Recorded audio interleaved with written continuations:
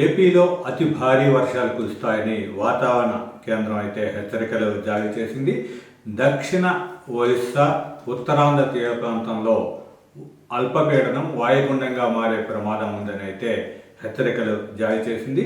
19న ఇది దక్షిణ ఒరిస్సా, ఉత్తరాంధ్ర ప్రాంతంలో తీర ప్రాంతాన్ని దాటుతుందని కూడా హెచ్చరికలు చేసింది. దీని ప్రభావంతో ముఖ్యంగా 5 జిల్లాలలో భారీ వర్షాలు కురుస్తాయని అయితే వాతావరణ కేంద్రం వెల్లడించింది.